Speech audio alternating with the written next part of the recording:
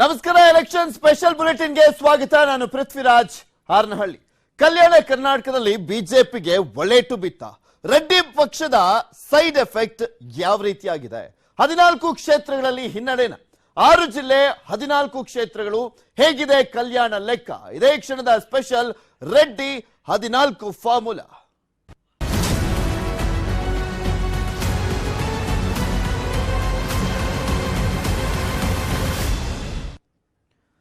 ಕಲ್ಯಾಣ ಕರ್ನಾಟಕ ಭಾಗ ಅಂದ್ರೆ ಸ್ಪಷ್ಟವಾಗಿ ಗೊತ್ತಾಗುವಂತದ್ದು ಅಂದ್ರೆ ಮಲ್ಲಿಕಾರ್ಜುನ ಖರ್ಗೆ ಅವರು, ಎಐಸಿಸಿ ಅಧ್ಯಕ್ಷರಾಗಿರುವಂತ ಮಲ್ಲಿಕಾರ್ಜುನ ಖರ್ಗೆ ಅವರ ಭಾಗ ಅದು. ಆ ಭಾಗದಲ್ಲಿ ಹೆಚ್ಚಿನ ಸ್ಥಾನವನ್ನ ಗೆಲ್ಲಬೇಕು ಅಂತ ಕಾಂಗ್ರೆಸ್ ಸಾಕಷ್ಟು ಹೋರಾಟವನ್ನ ಮಾಡ್ತಾ ಇದೆ.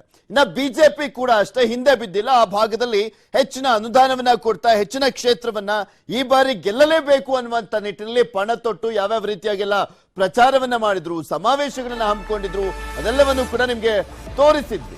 ಈಗ ಕಲ್ಯಾಣ ಕರ್ನಾಟಕ ಭಾಗದಲ್ಲಿ ಹೇಗಿದೆ ಮತ ಲೆಕ್ಕ ಅನ್ನುವಂಥದ್ರ ಬಗ್ಗೆ ಇನ್ಸೈಡ್ ಮಾಹಿತಿ ನಿಮ್ಮ ಮುಂದೆ ಇಡ್ತಾ ಹೋಗ್ತೀವಿ. ರಾಷ್ಟ್ರೀಯ ಪಕ್ಷಗಳಿಗೆ ಟಕ್ಕರ್ ಕೊಡ್ತಾರ ಜನಾರ್ದನ ರೆಡ್ಡಿ ಅವರು ಅನ್ನುವಂತ ಒಂದು ಪ್ರಶ್ನೆ ಇದೆ. ಕಲ್ಯಾಣ ಕರ್ನಾಟಕದಲ್ಲಿ ರೆಡ್ಡಿ 14 ಫಾರ್ಮುಲಾ. ಏನು 14 ಫಾರ್ಮುಲಾ ಅಂದ್ರೆ, ಕಲ್ಯಾಣ ಕರ್ನಾಟಕದಲ್ಲಿ ಒಟ್ಟು 41 ಕ್ಷೇತ್ರಗಳಿದಾವೆ. 41 ಕ್ಷೇತ್ರಗಳ ಪೈಕಿ ಎಲ್ಲಾ ಕ್ಷೇತ್ರದಲ್ಲೂ ಕೂಡ ಕೆಆರ್ಪಿಪಿ ಅಭ್ಯರ್ಥಿಗಳು ಸ್ಪರ್ಧೆ ಮಾಡಿಲ್ಲ. 14 ಕ್ಷೇತ್ರಗಳಲ್ಲಿ ಮಾತ್ರ ಕಲ್ಯಾಣ ರಾಜ್ಯ ಪ್ರಗತಿ ಪಕ್ಷದ ಅಭ್ಯರ್ಥಿಗಳು ಸ್ಪರ್ಧೆಯನ್ನ ಮಾಡಿರೋದು. ಈ ಒಂದು ಕಾರಣಕ್ಕೋಸ್ಕರ ಮತಗಳ ವಿಭಜನೆ ಆಗುವಂತ ಚಾನ್ಸಸ್ ದೊಡ್ಡ ಮಟ್ಟದಲ್ಲಿದೆ. ಅದು ಯಾವ ಪಕ್ಷಕ್ಕೆ ಹೊಡೆತ ಕೊಡುತ್ತೆ ಅಂತ, ಕಾಂಗ್ರೆಸ್ಸಿಗ ಅಥವಾ ಬಿಜೆಪಿಗ ಅನ್ನುವಂತ ಪ್ರಶ್ನೆಗೆ ಉತ್ತರ ಸಿಗಬೇಕಾಗಿರುವಂತದ್ದು. ಎಲ್ಲೆಲ್ಲಿ ಎಷ್ಟೆಷ್ಟು ಕ್ಷೇತ್ರ ಅಂತ ನಾವು ನೋಡೋದಾದ್ರೆ, ಬಳ್ಳಾರಿ ಜಿಲ್ಲೆಯಲ್ಲಿ 3, ವಿಜಯನಗರ ಜಿಲ್ಲೆಯಲ್ಲಿ 2, ರಾಯಚೂರಿನಲ್ಲಿ 3, ಕೊಪ್ಪಳದಲ್ಲಿ 3, ಕಲಬುರಗಿಯಲ್ಲಿ 2, ಬೀದರ್ನಲ್ಲಿ 1 ಕ್ಷೇತ್ರದಲ್ಲಿ ಕೆಆರ್ಪಿಪಿ ಪಕ್ಷ ಸ್ಪರ್ಧೆಯನ್ನ ಮಾಡ್ತಾ ಇದೆ. ಕಲ್ಯಾಣ ರಾಜ್ಯ ಪ್ರಗತಿ ಪಕ್ಷ ಜನಾರ್ದನ್ ರೆಡ್ಡಿ ಅವರು ಸ್ಥಾಪನೆ ಮಾಡಿರುವಂತ ಪಕ್ಷ ಅದು. ಕಲ್ಯಾಣ ರಾಜ್ಯ ಪ್ರಗತಿ ಪಕ್ಷ ಅಂದ್ರನೆ ಕಲ್ಯಾಣ ಕರ್ನಾಟಕ ಭಾಗಕ್ಕೆ ಸೀಮಿತ ಮಾಡುವಂತ ನಿಟ್ಟಿನಲ್ಲಿ ಕಟ್ಟಲಾಗಿರುವಂತ ಒಂದು ಪಕ್ಷ ಅನ್ನುವ ರೀತಿಯಲ್ಲಿ ಚರ್ಚೆ ಆಗಿತ್ತು. ಇಲ್ಲ, ಟೋಟಲ್ ಆಗಿ ರಾಜ್ಯದಲ್ಲಿ 48 ಕ್ಷೇತ್ರಗಳಲ್ಲಿ ಕೆಆರ್ಪಿಪಿ ಪಕ್ಷದಿಂದ ಅಭ್ಯರ್ಥಿಗಳು ನಿಂತ್ಕೊಂಡಿದ್ದಾರೆ.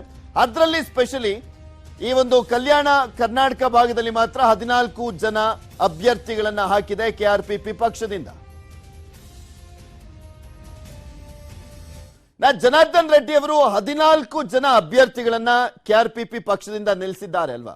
ಮೇನ್ ಆಗಿ ಬಿಜೆಪಿಗೆ ಡ್ಯಾಮೇಜ್ ಆಗ್ಬೋದು ಅನ್ನುವಂತ ವಿಶ್ಲೇಷಣೆ ಇತ್ತು. ಆ ರೀತಿಯಾಗಿಲ್ಲ. ಬರೀ ಬಿಜೆಪಿಗೆ ಮಾತ್ರ ಅಲ್ಲ, ಕಾಂಗ್ರೆಸ್ ಪಕ್ಷಕ್ಕೂ ಕೂಡ ದೊಡ್ಡ ಮಟ್ಟದಲ್ಲಿ ಹಿನ್ನಡೆ ಆಗುವಂತ ಸಾಧ್ಯತೆ ಇದೆ.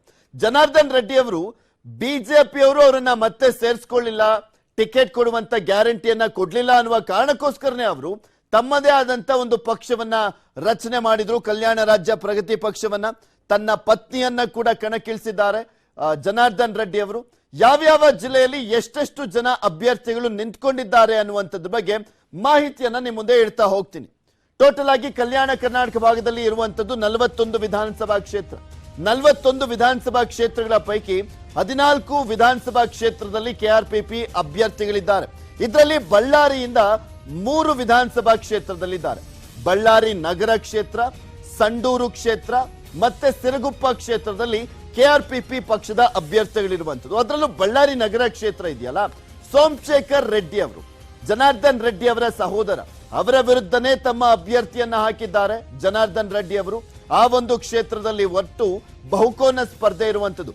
ಕಾಂಗ್ರೆಸ್, ಬಿಜೆಪಿ, ಕೆಆರ್ಪಿಪಿ ಪಕ್ಷ, ಅದರ ಜೊತೆಗೆ ಜೆಡಿಎಸ್ ಇಂದ ಅನಿಲ್ ಲಾಡ್ ಅವರು ಸ್ಪರ್ಧೆ ಮಾಡಿದ್ದಾರೆ. ಬಿಕಾಸ್ ಅವರು ಕಾಂಗ್ರೆಸ್ ಟಿಕೆಟ್ ಆಕಾಂಕ್ಷಿ ಆಗಿದ್ರು, ಅವರಿಗೆ ಟಿಕೆಟ್ ಕೊಡದಿರುವಂತ ಹಿನ್ನೆಲೆಯಲ್ಲಿ ಜೆಡಿಎಸ್ ಇಂದ ಸ್ಪರ್ಧೆ ಮಾಡಿದ್ದಾರೆ. ಒಟ್ನಲ್ಲಿ ತನ್ನ ಸಹೋದರನ ಸೋಲಿಸಬೇಕು ಅಂತ ತನ್ನ ಪತ್ನಿಯನ್ನೇ ಕಣಕ್ಕಿಳಿಸಿದ್ದಾರೆ ಜನಾರ್ದನ್ ರೆಡ್ಡಿ ಅವರು. ಬಳ್ಳಾರಿ ನಗರ ಕ್ಷೇತ್ರದಿಂದ ಪಕ್ಕದ ಕ್ಷೇತ್ರ ಆಗಿರುವಂತ ಬಳ್ಳಾರಿ ಗ್ರಾಮಾಂತರದಲ್ಲಿ ತನ್ನ ಆಪ್ತ ಸ್ನೇಹಿತ, ಆಪ್ತ ಮಿತ್ರ ಅಂತ ಕರೆಸಿಕೊಳ್ಳುವಂತ ರಾಮುಲು ವಿರುದ್ಧ ಅಭ್ಯರ್ಥಿಯನ್ನ ಹಾಕಲಿಲ್ಲ ಜನಾರ್ದನ್ ರೆಡ್ಡಿ ಅವರು, ಆದ್ರೆ ಸಹೋದರನ ವಿರುದ್ಧ ಅಭ್ಯರ್ಥಿಯನ್ನ ಹಾಕಿದ್ದಾರೆ. ಬಳ್ಳಾರಿ ಜಿಲ್ಲೆಯಲ್ಲಿ 3 ವಿಧಾನಸಭಾ ಕ್ಷೇತ್ರದಲ್ಲಿ ಕೆಆರ್ಪಿಪಿ ಪಕ್ಷದ ಅಭ್ಯರ್ಥಿಗಳು ಇದ್ದಾರೆ. ಅದು ಬಿಜೆಪಿಗೂ ಕೂಡ ಹೊಡೆತ ಕೊಡುವಂತ ಸಾಧ್ಯತೆ ಇದೆ. ಬಳ್ಳಾರಿ ನಗರ ಕ್ಷೇತ್ರದಲ್ಲಿ ಅಲ್ಲಿ ವೋಟ್ ಡಿವೈಡ್ ಆದಂತ ಸಂದರ್ಭದಲ್ಲಿ ಸಹಜವಾಗಿ ಬಿಜೆಪಿ ಅಭ್ಯರ್ಥಿ ಸೋಲುವಂತ ಭೀತಿಯನ್ನ ಎದುರಿಸ್ತಾ ಇದ್ದಾರೆ. ಬಿಕಾಸ್ ಬಳ್ಳಾರಿ, ಅಖಂಡ ಬಳ್ಳಾರಿ ಅಂತ ನೋಡಿದಂತ ಸಂದರ್ಭದಲ್ಲಿ ಟೋಟಲ್ ಆಗಿ 9 ವಿಧಾನಸಭಾ ಕ್ಷೇತ್ರಗಳು ಬರ್ತವೆ. ಈಗ ಅಖಂಡ ಬಳ್ಳಾರಿ ಹೊಡೆದೋಗಿದೆ. ವಿಜಯನಗರ ಹೊಸ ಜಿಲ್ಲೆ ಬಂದಿರುವಂತದ್ದು. ತನ್ನದೇ ಆದಂತ ಹಿಡಿತ, ಶಕ್ತಿ, ಪ್ರಾಬಲ್ಯ, ಒಂದು ಪ್ರಭುತ್ವವನ್ನ ಹೊಂದಿದ್ದಾರೆ ಜನಾರ್ದನ್ ರೆಡ್ಡಿ ಅವರು. ಸೊ ಹೀಗಾಗಿ ಅಭ್ಯರ್ಥಿಗಳನ್ನ ಹಾಕಿರುವಂತಹ ಹಿನ್ನೆಲೆಯಲ್ಲಿ ಸಹಜವಾಗಿ ಅಲ್ಲಿ ಹೊಡ್ತಾ ಬೀಳುತ್ತೆ ಬಿಜೆಪಿ ಮತ್ತು ಕಾಂಗ್ರೆಸ್ಗೆ. ಅದರಲ್ಲೂ ಬಳ್ಳಾರಿ ನಗರ ಕ್ಷೇತ್ರದಲ್ಲಂತೂ ಬಿಜೆಪಿಗೆ ಹೊಡ್ತಾ ಬೀಳುವಂತ ಸಾಧ್ಯತೆ ದಟ್ಟವಾಗಿದೆ ಅನ್ನುವಂತ ವಿಶ್ಲೇಷಣೆ ಇದೆ. ಅದೇ ರೀತಿಯಾಗಿ ಸಿರಗುಪ್ಪ ಮತ್ತು ಸಂಡೂರಿನಲ್ಲಿ. ಇನ್ನ ನೆಕ್ಸ್ಟ್ ವಿಜಯನಗರ ಜಿಲ್ಲೆಗೆ ಹೋಗೋಣ. ವಿಜಯನಗರ ಅಖಂಡ ಬಳ್ಳಾರಿ ಇದ್ದಂತ ಟೈಮ್ ನಲ್ಲಿ ನಾನು ಹೇಳ್ತಾ ಇದ್ನಲ್ಲ 9 ವಿಧಾನಸಭಾ ಕ್ಷೇತ್ರಗಳಿದ್ವು. ಈಗ ಬಳ್ಳಾರಿ ಹೊಡೆದಿರುವಂತ ಹಿನ್ನೆಲೆಯಲ್ಲಿ ಬಳ್ಳಾರಿ ಜಿಲ್ಲೆಯಲ್ಲಿ 5, ವಿಜಯನಗರ ಜಿಲ್ಲೆಯಲ್ಲಿ 4 ವಿಧಾನಸಭಾ ಕ್ಷೇತ್ರಗಳು ಬರ್ತವೆ. 4 ವಿಧಾನಸಭಾ ಕ್ಷೇತ್ರದಲ್ಲಿ 2 ವಿಧಾನಸಭಾ ಕ್ಷೇತ್ರದಲ್ಲಿ ಕೆಆರ್ಪಿಪಿ ಪಕ್ಷದಿಂದ ಅಭ್ಯರ್ಥಿಗಳನ್ನ ಹಾಕಲಾಗಿದೆ. ಹೂವಿನ ಹಡಗಲಿ ಕ್ಷೇತ್ರದಲ್ಲಿ ಅಭ್ಯರ್ಥಿಯನ್ನ ಹಾಕಲಾಗಿರುವಂತದ್ದು. ಹಗರಿಬೊಮ್ಮನಹಳ್ಳಿಯಲ್ಲಿ ಅಭ್ಯರ್ಥಿಯನ್ನ ಹಾಕಿದ್ದಾರೆ ಜನಾರ್ದನ್ ರೆಡ್ಡಿ ಅವರು. ಆ 2 ಕ್ಷೇತ್ರಗಳಲ್ಲೂ ಕೂಡ ಟಫ್ ಫೈಟ್ ಏರ್ಪಟ್ಟಿದೆ. ಅಲ್ಲಿ ಬಿಜೆಪಿ ಅಭ್ಯರ್ಥಿ ಗೆಲ್ಲುವಂತ ನಿಟ್ಟಿನಲ್ಲಿ ಈಗ ಕೆಆರ್ಪಿಪಿ ಪಕ್ಷದ ಅಭ್ಯರ್ಥಿ ಹಾಕಿರುವಂತ ಹಿನ್ನೆಲೆಯಲ್ಲಿ ಸ್ವಲ್ಪ ಮಟ್ಟಿಗೆ ಹಿನ್ನಡೆ ಆಗುವಂತ ಚಾನ್ಸಸ್ ಇದೆ ಅಂತ ಹೇಳಲಾಗ್ತಾ ಇದೆ. ಬಿಕಾಸ್ ಜನಾರ್ದನ್ ರೆಡ್ಡಿ ಅವರ ಪ್ರಭಾವ ಮತ್ತೆ ಪ್ರಾಬಲ್ಯ ಇದೆಯಲ್ಲ, ಅದು ಬಿಜೆಪಿ ಕಾರ್ಯಕರ್ತರನ್ನ ಅವರು ಸೆಳೆದಂತಹ ಟೈಮ್ ನಲ್ಲಿ ಬಿಜೆಪಿ ಅಭ್ಯರ್ಥಿಗೆ ಹೊಡ್ತಾ ಬೀಳುತ್ತೆ ಅಂತ. ಬಿಕಾಸ್ ಬಿಜೆಪಿ ಪಕ್ಷದಲ್ಲೇ ಇದ್ದಂತ ಹಿನ್ನೆಲೆಯಲ್ಲಿ ಬಿಜೆಪಿ ಕಾರ್ಯಕರ್ತರು ಇವರ ಜೊತೆಯಲ್ಲಿ ನಿಂತ್ಕೊಳ್ಳುವಂತ ಸಾಧ್ಯತೆ ದಟ್ಟವಾಗಿದೆ ಅಂತ ಹೇಳಲಾಗ್ತದೆ. ಕಾದು ನೋಡಬೇಕು. ಕಾಂಗ್ರೆಸ್ಗೂ ಕೂಡ ಹಿನ್ನಡೆಯಾಗುವಂತ ಸಾಧ್ಯತೆ ಇದೆ. ವಿಜಯನಗರ ಜಿಲ್ಲೆಯಲ್ಲಿ 2 ಕ್ಷೇತ್ರಗಳಲ್ಲಿ ಹಾಕಿದ್ದಾರಲ್ಲ ಅಭ್ಯರ್ಥಿಗಳನ್ನ ಅಲ್ಲಿ. ಇನ್ನ ನೆಕ್ಸ್ಟ್ ಜಿಲ್ಲೆ ರಾಯಚೂರಿಗೆ ಹೋಗೋಣ. ರಾಯಚೂರಿನಲ್ಲಿ 3 ಕೆಆರ್ಪಿಪಿ ಪಕ್ಷದ ಅಭ್ಯರ್ಥಿಗಳನ್ನ ಕಣಕ್ಕೆ ಇಳಿಸಲಾಗಿರುವಂತದ್ದು. ಅಲ್ಲಿ ರಾಯಚೂರು ಗ್ರಾಮಾಂತರ ಕ್ಷೇತ್ರದಲ್ಲೂ ಕೂಡ ಅಷ್ಟೇ ಅಭ್ಯರ್ಥಿಯನ್ನ ಹಾಕಿದ್ದಾರೆ. ಇದರ ಜೊತೆಗೆ ಸಿಂಧನೂರು ಕ್ಷೇತ್ರದಲ್ಲಿ ಅಭ್ಯರ್ಥಿಯನ್ನ ಹಾಕಲಾಗಿರುವಂತದ್ದು. ಅದರ ಜೊತೆಗೆ ಲಿಂಗಸಗೂರು ಕ್ಷೇತ್ರದಲ್ಲೂ ಕೂಡ ಅಭ್ಯರ್ಥಿಯನ್ನ ಹಾಕಲಾಗಿದೆ. ಹಾಗೆ ಕೊಪ್ಪಳದಲ್ಲಿ 3 ಕ್ಷೇತ್ರದಲ್ಲಿ ಹಾಕಲಾಗಿದೆ. ಕಲಬುರಗಿಯಲ್ಲಿ 2 ಕ್ಷೇತ್ರದಲ್ಲಿ ಹಾಕಲಾಗಿದೆ. ಬೀದರ್ನಲ್ಲಿ 1 ಕ್ಷೇತ್ರದಲ್ಲಿ ಹಾಕಲಾಗಿರುವಂತದ್ದು. ಈ ರೀತಿಯಾಗಿ ಟೋಟಲ್ ಆಗಿ 14 ವಿಧಾನಸಭಾ ಕ್ಷೇತ್ರಗಳಲ್ಲಿ ಕೆಆರ್ಪಿಪಿ ಪಕ್ಷದಿಂದ ಅಭ್ಯರ್ಥಿಯನ್ನ ಹಾಕಲಾಗಿದೆ. ಇನ್ನ ಬಳ್ಳಾರಿ ಮತ್ತೆ ಕಲಬುರಗಿಯಲ್ಲಿ ಯಾವ ರೀತಿಯಾದಂತ ಒಂದು ಎಫೆಕ್ಟ್ ಆಗಬಹುದು ಅನ್ನುವಂಥದ್ರ ಬಗ್ಗೆ ಮಾಹಿತಿಯನ್ನ ನೀಡ್ತಾ ಹೋಗ್ತಾರೆ ನಮ್ಮ ಇಬ್ಬರು ಪ್ರತಿನಿಧಿಗಳು. ನೇರ ಸಂಪರ್ಕದಲ್ಲಿ ಜಾಯಿನ್ ಆಗ್ತಾ ಇದ್ದಾರೆ. ಬಳ್ಳಾರಿಯಿಂದ ನಮ್ಮ ಪ್ರತಿನಿಧಿ ಬಸವರಾಜ್ ನೇರ ಸಂಪರ್ಕದಲ್ಲಿದ್ದಾರೆ. ಕಲಬುರಗಿಯಿಂದ ನಮ್ಮ ಪ್ರತಿನಿಧಿ ಅರುಣ್ ಕುಮಾರ್ ಕದಂ ನೇರ ಸಂಪರ್ಕದಲ್ಲಿ ಜಾಯಿನ್ ಆಗ್ತಾ ಇದ್ದಾರೆ. ಬಸವರಾಜ್, ಬಳ್ಳಾರಿ ಮತ್ತೆ ವಿಜಯನಗರ ಈ ಎರಡನ್ನು ಕೂಡ ಸೇರ್ಸ್ಕೊಂಡು ನೋಡೋದಾದ್ರೆ ಕೆಆರ್ಪಿಪಿ ಇಂದ ಒಟ್ಟು 4 ಅಭ್ಯರ್ಥಿಗಳನ್ನ ಹಾಕಿದಂತಾಗಿರುವಂತದ್ದು. ಯಾವ ರೀತಿಯಾದಂತ ಎಫೆಕ್ಟ್ ಆಗ್ಬೋದು? ಟೋಟಲ್ 5 ಅಭ್ಯರ್ಥಿಗಳನ್ನ ಹಾಕಲಾಗಿದೆ. ಯಾವ ರೀತಿಯಾದಂತ ಎಫೆಕ್ಟ್ ಆಗುತ್ತೆ ಬಳ್ಳಾರಿ ಭಾಗದಲ್ಲಿ?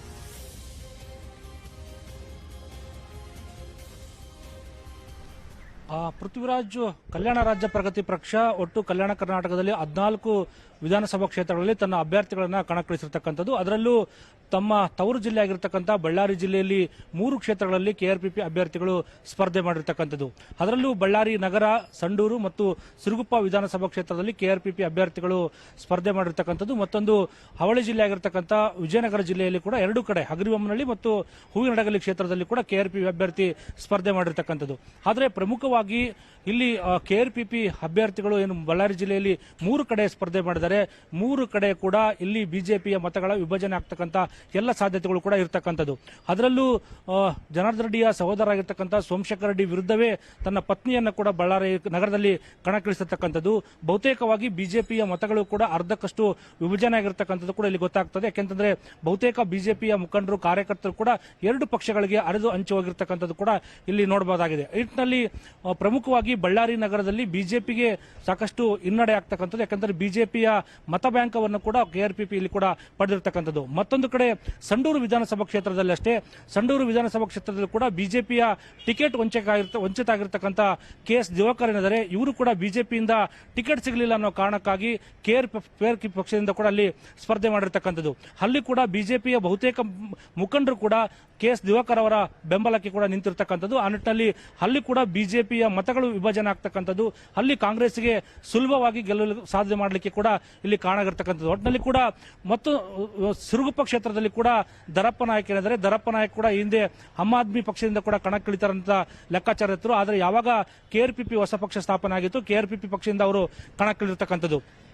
ಬಳ್ಳಾರಿ, ಸಂಡೂರು ಮತ್ತು ಸಿರುಗುಪ್ಪ ವಿಧಾನಸಭಾ ಕ್ಷೇತ್ರಗಳಲ್ಲಿ ಹೆಚ್ಚಾಗಿ ಬಿಜೆಪಿಯ ಮತಗಳ ವಿಭಜನೆಯಾಗಿ ಬೇರೆ ಪಕ್ಷಗಳಿಗೆ ಅನುಕೂಲ ಆಗ್ತಕ್ಕಂಥದ್ದು ಕೂಡ ಇಲ್ಲಿ ಗೊತ್ತಾಗ್ತದೆ. ಆದಾಗ್ಯೂ ಕೂಡ ಬಳ್ಳಾರಿ ನಗರದಲ್ಲಿ ಕೆಆರ್ಪಿಪಿ ಇಲ್ಲಿ ಒಂದು ಪ್ರತಿಸ್ಪರ್ಧೆ ಆಗಿರ್ತಕ್ಕಂಥ ಕಾಂಗ್ರೆಸ್ಸಿಗೂ ಕೂಡ ನೇರ ಪೈಪೋಟಿಯನ್ನು ಕೊಡ್ತಾ ಇದೆ. ಜೊತೆಗೆ ಸಂಡೂರಲ್ಲಿ ಕೂಡ ಅಷ್ಟೇ, ಸಂಡೂರಲ್ಲಿ ಕೂಡ ಕೆಆರ್ಪಿಪಿ ಕಾಂಗ್ರೆಸ್ಗೆ ಪ್ರಬಲವಾದಂತಹ ಪೈಪೋಟಿ ಕೂಡ ಕೊಡ್ತಾ ಇದೆ. ಈ ನಿಟ್ಟಿನಲ್ಲಿ ಇಲ್ಲಿ ಬಳ್ಳಾರಿ ನಗರದಲ್ಲಿ ನೋಡಿದ್ರೆ ಬಳ್ಳಾರಿ ಕಾಂಗ್ರೆಸ್, ಕೆಆರ್ಪಿಪಿ ಮತ್ತು ಬಿಜೆಪಿ ನಡುವೆ ಒಂದು ರೀತಿಯ ತ್ರಿಕೋನ ಸ್ಪರ್ಧೆ ಕೂಡ ಏರ್ಪಟ್ಟಿರ್ತಕ್ಕಂಥದ್ದು.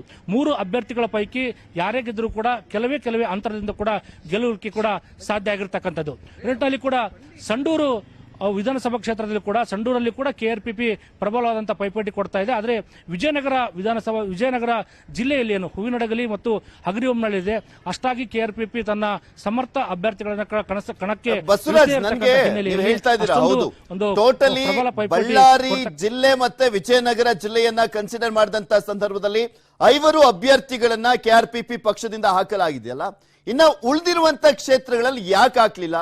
ಈ 5 ಕ್ಷೇತ್ರಗಳು ಏನಾದ್ರೂ ಟಾರ್ಗೆಟ್ ಮಾಡಿಬಿಟ್ಟೆ ಹಾಕಿರುವಂತದ, ಅವ್ರನ್ನ ಏನಾದ್ರೂ ಮಾಡ್ಬಿಟ್ಟು ಅಲ್ಲಿರುವಂತ ಅಭ್ಯರ್ಥಿಗಳನ್ನ ಸೋಲಿಸಬೇಕು ಅನ್ನುವಂತ ನಿಟ್ಟಿನಲ್ಲಿ?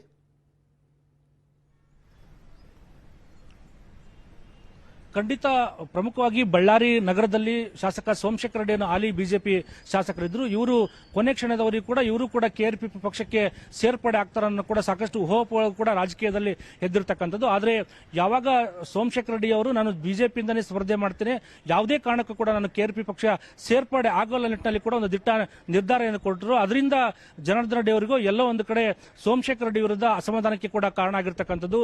ಜನಾರ್ದನ ರೆಡ್ಡಿ ಅವರು ಕೂಡ ಸೋಮಶೇಖರ ರೆಡ್ಡಿ ಅವರನ್ನ ಪಕ್ಷಕ್ಕೆ ಸಾಕಷ್ಟು ಅಂತಿಮ ಹಂತದ ಕಸರತ್ತು ಕೂಡ ನಡೆಸಿದ್ರು. ಆದರೆ ಕೊನೆ ಕ್ಷಣದಲ್ಲಿ ಸೋಮಶೇಖರ ರೆಡ್ಡಿ ಅವರು ಜನಾರ್ದನ ರೆಡ್ಡಿ ಅವರ ಒಂದು ಪಕ್ಷಕ್ಕೆ ಹೋಗ್ಲಿಕ್ಕೆ ಸುತಾರಾಮ್ ಕೂಡ ಒಪ್ಪಲಿಲ್ಲ. ಆ ನಿಟ್ಟಿನಲ್ಲಿ ಕೂಡ ಆ ಒಂದು ಅಸಮಾಧಾನಕ್ಕೆ ಸಹೋದರನ ವಿರುದ್ಧನೇ ತನ್ನ ಪತ್ನಿಯನ್ನ ಕಣಕ್ಕಿಳಿಸಿರ್ತಕ್ಕಂಥದ್ದು. ಮತ್ತೊಂದು ಕಡೆ ಗ್ರಾಮೀಣ ಕ್ಷೇತ್ರದಲ್ಲಿ ತನ್ನ ಆಪ್ತ ಮಿತ್ರ ಆಗಿರ್ತಕ್ಕಂಥ ಶ್ರೀರಾಮುಲು ವಿರುದ್ಧ ಕೆಆರ್ಪಿಪಿ ಪಕ್ಷದ ಅಭ್ಯರ್ಥಿಯನ್ನ ಹಾಕದೇ ಇರತಕ್ಕಂಥದ್ದು ಕೂಡ ಇಲ್ಲಿ ಸಾಕಷ್ಟು ಚರ್ಚೆಗೆ ಕಾರಣ ಆಗಿರ್ತಕ್ಕಂಥದ್ದು.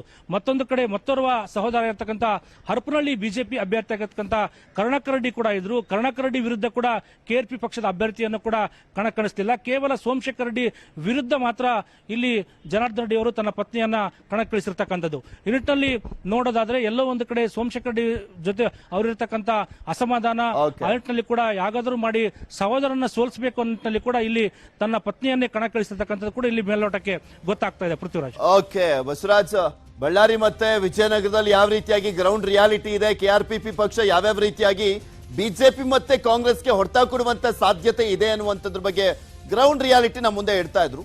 ಇನ್ನ ರಾಯಚೂರು ಮತ್ತೆ ಕಲಬುರಗಿ, ಬೀದರ್ನಲ್ಲಿ ಹೇಗಿದೆ ಕೆಆರ್ಪಿಪಿ ಹವಾ ಮತ್ತೆ ಯಾರಿಗೆ ಎಫೆಕ್ಟ್ ಆಗಬಹುದು ಅನ್ನುವಂಥದ್ರ ಬಗ್ಗೆ ಮಾಹಿತಿಯನ್ನ ಪಡ್ಕೊಂಡ ನಮ್ಮ ಪ್ರತಿನಿಧಿ ಅರುಣ್ ಕುಮಾರ್ ಕದಂ ನಮ್ಮ ಜೊತೆ ನೇರ ಸಂಪರ್ಕದಲ್ಲಿದ್ದಾರೆ. ಅರುಣ್, ಕೆಆರ್ಪಿಪಿ ಪಕ್ಷ ರಚನೆ ಆದಂತಹ ಸಂದರ್ಭದಲ್ಲಿ ಬಿಜೆಪಿಗೆ ಹೊಡೆತ ಅಂತ ಹೇಳಲಾಗ್ತಾ ಇತ್ತು. ಆದ್ರೆ ಜನಾರ್ದನ್ ರೆಡ್ಡಿ ಅವರು ಬರೀ ಬಿಜೆಪಿ ಮತಬುಟ್ಟಿಗೆ ಮಾತ್ರ ಅಲ್ಲ, ಕಾಂಗ್ರೆಸ್ ಮತಬುಟ್ಟಿಗೆ ಕೂಡ ಕೈ ಹಾಕಿರುವಂತದ್ದು. ಮುಸ್ಲಿಂ ಮತದಾರರು ಕೂಡ ಕೆಆರ್ಪಿಪಿ ಪಕ್ಷಕ್ಕೆ ಸಾಕಷ್ಟು ಸಂಖ್ಯೆಯಲ್ಲಿ ಒಂದು ಬೆಂಬಲವನ್ನ ಕೊಡ್ತಾ ಇರುವಂತದ್ದು. ಈಗ ಕಲಬುರಗಿ, ರಾಯಚೂರು, ಬೀದರ್ ಭಾಗವಾಗಿ ನಾವು ನೋಡೋದಾದ್ರೆ ಯಾವ ರೀತಿಯಾದಂತ ಎಫೆಕ್ಟ್ ಯಾರಿಗಾಗ್ತಾ ಇದೆ, ಯಾವ ಪಕ್ಷಕ್ಕೆ ಇದರ ಲಾಭ ಮತ್ತೆ ನಷ್ಟ ಅಂತ?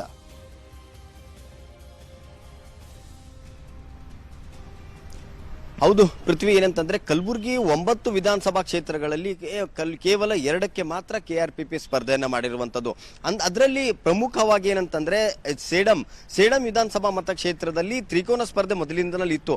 ಆದ್ರೆ ಅದಾದ ಬಳಿಕ ಏನ್ ಕೆಆರ್ಪಿಪಿ ಮತ್ತೆ ಚುನಾವಣೆ ಅಖಾಡಕ್ಕೆ ಇಳಿತು, ಅವಾಗ ಇಲ್ಲಿ ಚತುಷ್ಕೋನ ಸ್ಪರ್ಧೆಯನ್ನ ಈಗ ನಾವು ನಿರೀಕ್ಷೆ ಮಾಡ್ತಾ ಇದ್ದೀವಿ. ಯಾಕಂತಂದ್ರೆ ಅಲ್ಲಿ ಇವನು ಜನಾರ್ದನ್ ರೆಡ್ಡಿ ಅವರ ಪತ್ನಿಯ ಸಹೋದರರಾದಂತ ಲಲ್ಲೇಶ್ ರೆಡ್ಡಿ ಅವರನ್ನೇ ಈಗ ಆ ಒಂದು ಕಣದಲ್ಲಿ ಇಳಿಸಿರುವಂತದ್ದು.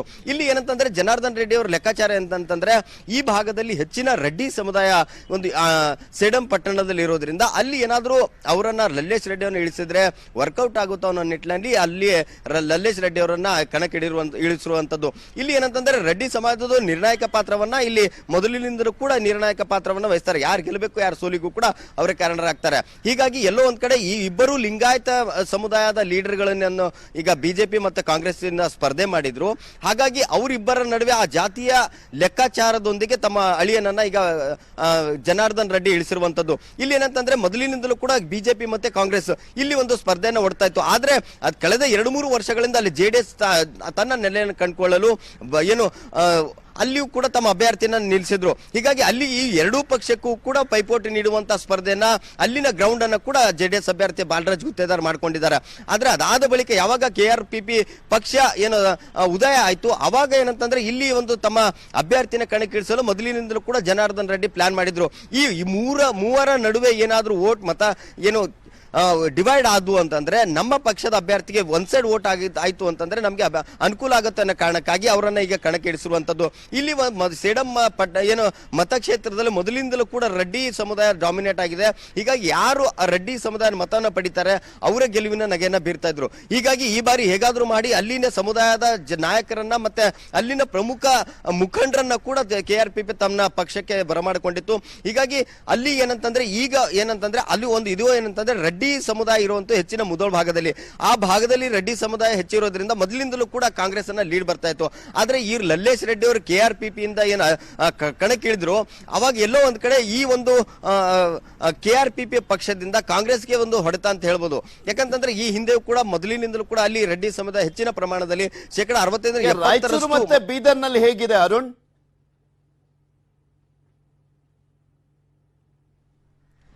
ಅಲ್ಲಿಯೂ ಕೂಡ ಏನಂತಂದ್ರೆ ಯಾರು ಪಕ್ಷನ ಸೋಲಕ್ಕೆ ಮತ್ತೆ ಗೆಲ್ಲೋಕೆ ಎರಡಕ್ಕೂ ಕೂಡ KRPP ಕಾರಣ ಆಗುತ್ತೆ ಪೃಥ್ವಿ. ಯಾಕಂತಂದ್ರೆ ಇಲ್ಲಿ ಯಾರು ಗೆಲ್ತಾರೆ ಯಾರು ಸೋಲ್ತಾರೆ ಅನ್ನೋದಕ್ಕಿಂತಲೂ ಆ ಒಂದು ಪಕ್ಷದ ಯಾವ ಪಕ್ಷದ ಏನು ಮತವನ್ನ ಈ KRPP ಪಡೆಯುತ್ತೆ ಅಂತ. ಈಗ ಈ ಒಂದು ಭಾಗದಲ್ಲಿ ಏನಂತಂದ್ರೆ ಹಿಂದುಳಿದ ಮತಗಾರರು ಮತ್ತೆ ಮೈನಾರಿಟಿ ಅಲ್ಪಸಂಖ್ಯಾತರ ಮತದ ಮೇಲೆ KRPP ಇಟ್ಟಿರುವಂತದ್ದು. ಈ ಒಂದು ಭಾಗದಲ್ಲಿ ಒಂದು ರೀತಿ ಅಹಿಂದ ಮತಗಳು ಮತ್ತೆ ಮೈನಾರಿಟಿ ಮತಗಳನ್ನು ಏನಾದ್ರೂ KRPP ಪಡ್ಕೊಂಡ್ರೆ ಇದು ಕಾಂಗ್ರೆಸ್ಗೆ ಹೊಡೆತ ಅಂತ ಹೇಳ್ಬೋದು. ಯಾಕಂತಂದ್ರೆ ಮೈನಾರಿಟಿ ಮತಗಳನ್ನ ಬಿಜೆಪಿಗೆ ಬರಲ್ಲ. ಹಾಗಾಗಿ ಆ ಮತಗಳನ್ನ ಮಾತ್ರ ಈಗ KRPP ಟಾರ್ಗೆಟ್ ಮಾಡಿರುವಂತ ಹೆಚ್ಚಿನ ಕ್ಷೇತ್ರಗಳಲ್ಲಿ ಏನಂತಂದ್ರೆ KRPP ಹಿಂದುಳಿದ ಮತಗಳು ಮತ್ತು ಮೈನಾರಿಟಿ ಮತಗಳ ಮೇಲೆ ಏನು ಪ್ರಭಾವನ ಬೀರಬೇಕು ಅವರ ಮತಗಳನ್ನು ಪಡೆಯುವಲ್ಲಿ ಕೂಡ ಪ್ಲಾನ್ ಅನ್ನು ಮಾಡ್ತಾ ಇತ್ತು. ಹೀಗಾಗಿ ಎಲ್ಲೋ ಒಂದ್ ಕಡೆ ನಮ್ಮ ಈ ಕಲ್ಯಾಣ ಕರ್ನಾಟಕ ಭಾಗದಲ್ಲಿ ಒಂದು KRPP ಪಕ್ಷ ಕಾಂಗ್ರೆಸ್ಗೆ ಇದು ದೊಡ್ಡ ಹೊಡೆತ ಅಂತ ಹೇಳ್ಬೋದು ಪೃಥ್ವಿ. ಓಕೆ ಅರುಣ್, ಈಗ ಕೊಪ್ಪಳ ಹೋಗೋಣ. ಕೊಪ್ಪಳ ಜಿಲ್ಲೆಯಲ್ಲಿ ಯಾವ ರೀತಿಯಾಗಿ ಗ್ರೌಂಡ್ ರಿಯಾಲಿಟಿ ಇದೆ ಅಂತ. ಬಿಕಾಸ್ ಜನಾರ್ದನ್ ರೆಡ್ಡಿ ಅವರು ಸ್ಪರ್ಧೆ ಮಾಡಿರುವಂತ ಜಿಲ್ಲೆ ಕ್ಷೇತ್ರ ಗಂಗಾವತಿ ಕ್ಷೇತ್ರ ಇಲ್ಲೇ ಬರೋದು. ಇದ್ರ ಬಗ್ಗೆ ಹೆಚ್ಚಿನ ಮಾಹಿತಿಯನ್ನ ಕೊಡ್ತಾರೆ ನಮ್ಮ ಪ್ರತಿನಿಧಿ ಶರಣಪ್ಪ ಬಾಚಲಾಪುರ ನಮ್ಮ ಜೊತೆ ನೇರ ಸಂಪರ್ಕದಲ್ಲಿದ್ದಾರೆ. ಶರಣಪ್ಪ, ಜನಾರ್ದನ್ ರೆಡ್ಡಿ ಅವರು ಮೊದಲ ಬಾರಿಗೆ ವಿಧಾನಸಭೆ ಎಲೆಕ್ಷನ್ ಫೇಸ್ ಮಾಡ್ತಾ ಇರುವಂತದ್ದು ಅದು ಗಂಗಾವತಿಯಿಂದ. ಅಲ್ಲಿ ಬಿಜೆಪಿಯ ಶಾಸಕರಿದ್ದಂಥದ್ದು. ಈಗ ಜನಾರ್ದನ್ ರೆಡ್ಡಿ ಅವರು ಸ್ಪರ್ಧೆ ಮಾಡ್ತಾ ಇರುವಂತ ಹಿನ್ನೆಲೆಯಲ್ಲಿ ಯಾವ ರೀತಿಯಾಗಿ ಬಿಜೆಪಿಗೆ ಹೊಡೆತ ಬೀಳ್ಬೋದು, ಮತ್ತೆ ಕುಷ್ಟಗಿ ಮತ್ತೆ ಕನಕಗಿರಿ ಕ್ಷೇತ್ರದಲ್ಲೂ ಕೂಡ ಅಭ್ಯರ್ಥಿಗಳನ್ನ ಹಾಕಿದ್ದಾರೆ. ಯಾರಿಗೆ ಪ್ಲಸ್ ಯಾರಿಗೆ ಮೈನಸ್ ಆಗುವಂತ ಸಾಧ್ಯತೆ ಇದೆ ಅಂತ ಕೊಪ್ಪಳ ಜಿಲ್ಲೆಯಲ್ಲಿ? ಪೃಥ್ವಿ ಏನು ಜನಾರ್ದನ್ ರೆಡ್ಡಿ ಏನು ಕೊಪ್ಪಳ ಜಿಲ್ಲೆಯಿಂದ ಏನು ಸ್ಪರ್ಧೆ ಮಾಡಿದ್ರು, ಏನು ಬಳ್ಳಾರಿಗೆ ಅವ್ರಿಗೆ ಎಂಟ್ರಿಕ್ ಇಲ್ಲ ಅನ್ನುವಂತ ಕಾರಣಕ್ಕಾಗಿ ಗಂಗಾವತಿಯಲ್ಲಿ ಅವರು ಸ್ಪರ್ಧೆ ನೀಡಿದ್ರೆ ಗಂಗಾವತಿ ಸ್ಪರ್ಧೆ ಜೊತೆಗೆ ಅವರು ಕೊಪ್ಪಳ ಜಿಲ್ಲೆ 5 ಕ್ಷೇತ್ರಗಳಲ್ಲಿ ಬಿಟ್ಟು ಕೇವಲ 2 ಕ್ಷೇತ್ರದಲ್ಲಿ ಕನಕಗಿರಿಯಲ್ಲಿ ಡಾಕ್ಟರ್ ಚಾರುಲು ಮತ್ತು ಕುಷ್ಟಗಿಯಲ್ಲಿ CM ಹಿರೇಮಠ ಮತ್ತು ತಾವು ಗಂಗಾವತಿಯಲ್ಲಿ ಸ್ಪರ್ಧಿಸಿದ್ದಾರೆ. ಆದ್ರೆ ಇಲ್ಲಿ ಮುಖ್ಯವಾಗಿ ಗಮನಿಸಬೇಕಾಗಿದ್ದು ಏನಂತ ಹೇಳಿದ್ರೆ ಗಂಗಾವತಿಯಲ್ಲಿ ಅತಿ ಹೆಚ್ಚು ಓಟುಗಳನ್ನು ತೆಗೆದುಕೊಳ್ತಾ ಇರೋದು ಅವರು ಮುಸ್ಲಿಂ ಮತ್ತು ಕುರುಬ ಜನಾಂಗದ ಹೆಚ್ಚು ಓಟುಗಳ ಮೇಲೆ ಅವಲಂಬವಾಗಿದ್ದಾರೆ. ಇದು ನೇರವಾಗಿ ಒಂದಿಷ್ಟು ಬಿಜೆಪಿಗಿಂತ ಹೆಚ್ಚು ಡ್ಯಾಮೇಜ್ ಅನ್ನು ಮಾಡ್ತಾ ಇರೋದು ಕಾಂಗ್ರೆಸ್ಗೆ ಅಂತ ಒಂದು ಅಂದಾಜು ಮಾಡ್ತಾ ಇದೆ. ಆದ್ರೂ ಸಹ ಯಾಕಂದ್ರೆ ಜನಾರ್ದನ್ ಈ ಹಿಂದೆನೂ ಸಹ ಏನು 2004-8ರಲ್ಲಿ ಏನು ಅವರು ಬಿಜೆಪಿಗೆ ಇದ್ರು, ಬಿಜೆಪಿಯಿಂದ ಸರ್ಕಾರವಾಯಿತು. ಆ ಸಂದರ್ಭದಲ್ಲಿ ಜನಾರ್ದನ್ ರೆಡ್ಡಿಗೆ ಕೊಪ್ಪಳ ಜಿಲ್ಲೆಯಲ್ಲಿ ಅತ್ಯಂತ ಹೆಚ್ಚು ನಿಕಟ ಸಂಪರ್ಕ ಇರೋದು ಒಂದ್ ಕಡೆಯಾಗಿದ್ರೆ, ಗಂಗಾವತಿ ಮತ್ತು ಕೊಪ್ಪಳ ಬಳ್ಳಾರಿ ತೀರಾ ಹತ್ತಿರ ಇರೋದ್ರಿಂದ ನೇರವಾಗಿ ಈ ಜಿಲ್ಲೆಗಳಲ್ಲಿ ಜನಾರ್ದನ್ ರೆಡ್ಡಿಯ ಪ್ರಭಾವ ಇದೆ. ಈ ಪ್ರಭಾವದಿಂದಾಗಿ ಒಂದಿಷ್ಟು ಬಿಜೆಪಿ ಮತಗಳನ್ನು ಸಹ ಇಲ್ಲಿ ತೆಗೆದುಕೊಳ್ತಾ ಇದ್ದಾರೆ. ಬಿಜೆಪಿ ಮತಗಳನ್ನು ತೆಗೆದುಕೊಳ್ತಾ ಇರೋದ್ರಿಂದ ಒಂದಿಷ್ಟು ಇಬ್ಬರು ಕ್ಯಾಂಡಿಡೇಟ್ಗಳು ಏನು ಬಿಜೆಪಿಯ ಪರಾಣ ಮನೋಹರ್ ಆಗಿರ್ಬೋದು ಮತ್ತು JDS ಇದು ಕಾಂಗ್ರೆಸ್ಸಿನ ಇಕ್ಬಾಲ್ ಅನ್ಸಾರಿ ಅವರಿಗೆ ಸಹ ಒಂದಿಷ್ಟು ಡ್ಯಾಮೇಜ್ ಮಾಡುವಂತ ಎಲ್ಲ ನಡೀತೀವಿ. ಈ ಮಧ್ಯೆ ಏನಂತ ಹೇಳಿದ್ರೆ ಇತ್ತೀಚಿನ ಬೆಳವಣಿಗೆಯಲ್ಲಿ ಈ ಇಬ್ಬರ ಜೊತೆಗೆ ಒಂದಿಷ್ಟು 2 ಅಭ್ಯರ್ಥಿಗಳನ್ನ ನಿದ್ದಿಗೆಡಿಸಿರುವಂತ ಜನಾರ್ದನ್ ರೆಡ್ಡಿ ಕೊನೆಗೆ ತಾವೇ ಗೆಲ್ಲಬೇಕು ಅನ್ನುವಂತ ಇದಕ್ಕಾಗಿ ಒಂದು ದೊಡ್ಡ ಪಡೆಯನ್ನ ಕಟ್ಕೊಂಡು ಅನ್ನೋದು ಒಂದು ಮಾತು ಇದೆ. ಜೊತೆಗೆ ಗಂಗಾವತಿಯಲ್ಲಿ ಹೆಚ್ಚು ಏನು ಮುಸ್ಲಿಂ ಜನಾಂಗ ಅಲಿ ಖಾನ್ ಮುಖಾಂತರವಾಯಿತು ಮತ್ತು ಇದಕ್ಕಂತೆ ಜನಾರ್ದನ್ ರೆಡ್ಡಿಯನ್ನ ಹೆಚ್ಚು ಸಂಪರ್ಕ ಮಾಡ್ತಿರೋದು. ಇಲ್ಲಿ ಇಬ್ಬರಿಗೂ ಸಹ ಒಂದಿಷ್ಟು ಡ್ಯಾಮೇಜ್ ಅನ್ನ ಮಾಡಿರುವುದು ಕಂಡು ಬರ್ತಾ ಇದೆ ಪ್ರತಿ. Okay, thank you Sharanappa, Basavaraj ಹಾಗೆ ಅರುಣ್, ನಿಮ್ಮೆಲ್ಲ ಮಾಹಿತಿಗಾಗಿ. ಇನ್ನಷ್ಟು ಮಾಹಿತಿಯನ್ನ ನಿಮ್ ಮುಂದೆ ಇಡ್ತಾ ಹೋಗ್ತೀನಿ, ಯಾವ್ಯಾವ ರೀತಿಯಾದಂತ ಲೆಕ್ಕಾಚಾರ ಹಾಕೊಂಡಿದೆ KRPP ಅನ್ನುವಂಥದ್ರ ಬಗ್ಗೆ. ಆದ್ರೆ ಅದಕ್ಕೂ ಮುಂಚೆ ಒಂದು ಸ್ಮಾಲ್ ಬ್ರೇಕ್.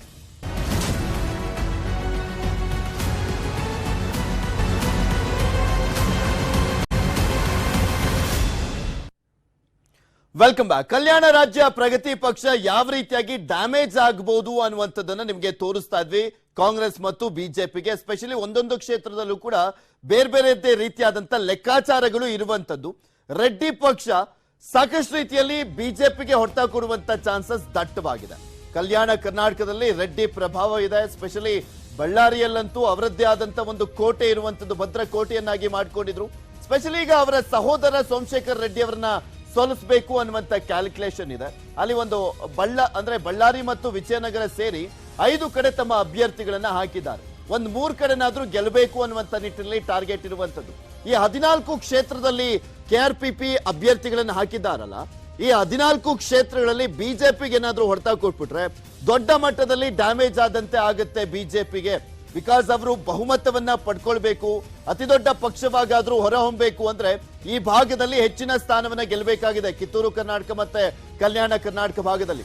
ಇನ್ನ ಜನಾರ್ದನ್ ರೆಡ್ಡಿ ಅವರು ಸ್ಪೆಷಲಿ ನಾವು ನೋಡಿದಾದ್ರೆ, ಸಿದ್ದರಾಮಯ್ಯ ಅವರು ಅಕಸ್ಮಾತ್ ಮುಖ್ಯಮಂತ್ರಿ ಆಗೋದೇ ಆದ್ರೆ ನಮ್ಮ ಬೆಂಬಲ ಇರುತ್ತೆ ಅಂತ ಹೇಳಿರುವಂತ ಹಿನ್ನೆಲೆಯಲ್ಲಿ ಸ್ಪಷ್ಟವಾಗಿ ಗೊತ್ತಾಗ್ತಾ ಇದೆ ಬಿಜೆಪಿಯನ್ನ ಸೋಲಿಸುವಂತ ಒಂದು ಉದ್ದೇಶನೇ, ಟಾರ್ಗೆಟ್ ಮೇನ್ ಆಗಿ ಜನಾರ್ದನ್ ರೆಡ್ಡಿ ಅವರಿಗೆ ಇರುವಂತದ್ದು ಅಂತ. ಇನ್ನ ಗಂಗಾವತಿ ಕ್ಷೇತ್ರದಲ್ಲಂತೂ ಬಹುಕೋನ ಸ್ಪರ್ಧೆ ಏರ್ಪಟ್ಟಿರುವಂತದ್ದು.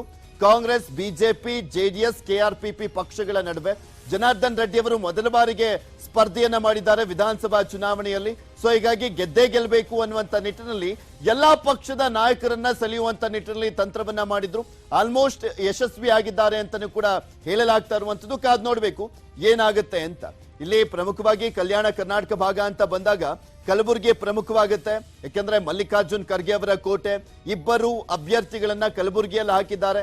ಯಾವ ರೀತಿಯಾಗಿ ಅಲ್ಲಿ ಮತ ಪರಿವರ್ತನೆಯಾಗಿ KRPP ಪಕ್ಷ ಅಲ್ಲಿ ಕಾಂಗ್ರೆಸ್ ಅಥವಾ ಬಿಜೆಪಿಗೆ ಡ್ಯಾಮೇಜ್ ಮಾಡುತ್ತೆ ಅನ್ನುವಂಥದ್ದನ್ನ ಕಾದ್ ನೋಡ್ಬೇಕು. ಬಿಕಾಸ್ ಸೇಡಂ ಮತ್ತೆ ಜೇವರ್ಗಿಯಲ್ಲಿ ತನ್ನ ಅಭ್ಯರ್ಥಿಯನ್ನ ಹಾಕಿದ್ದಾರೆ.